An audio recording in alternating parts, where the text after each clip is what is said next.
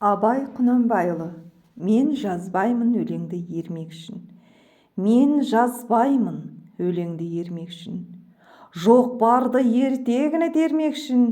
Көкірегі сезімді тіл орамды, жаздым үлгі жастарға бермек үшін. Бұл сөзді тасыр ұқпас талапты ұғар, көңіліңнің көзі ашық сергек үшін. Түзу кел қисық қыңыр қырын келмей, сыртын танып іс бітпес сырын көрмей. Шу дегенде құлағың тосан сыйды, өскен соң мұндай сөзді бұрын көрмей. Таң қаламын алдыңғы айтқанды ұқпай, және де айта бер дейді жұрт тыным бермей. Сөз айттым әзіретәлі айдаһарсыз, мұнда жоқ алтын иек сарала қыз. Кәрілікті жамандап өлім тілеп, болсын деген жерім жоқ жігіт арсыз. Әсіре қызыл емес деп жиренбеңіз, түбі терең сөз артық бір байқарсыз. Батырдан барымташы туар даңғой, қызшыл да қызықшыл да әуре жан ғой. Арсыз, малсыз, ақылсыз, шаруасыз, елірмелі маскүнем байқалған ғой. 5-6 мисыз бәңгі күлсе мәз боп қиналмай, қызыл тілім кел тілді ал қой.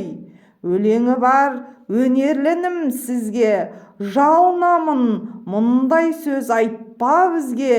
Өзге түгіл өзіңе пайдасы жоқ, есіл өнер қор болып кетер түзде. Сән қой, дан қой, ойнашы керім кербез, қанша қызық болады өзіңізге.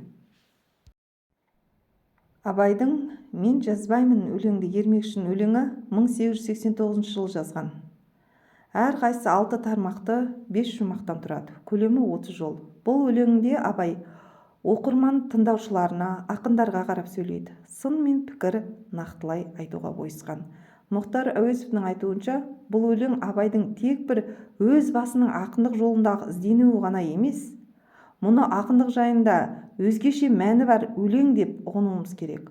Оны ақын өз айналасындағы өлеңі бар өнерлі інілерінің кейбір шығармаларын оқығаннан кейін соларға жөн жоба көрсетіп, сын ескертпелер жасау ниетімен тудырған.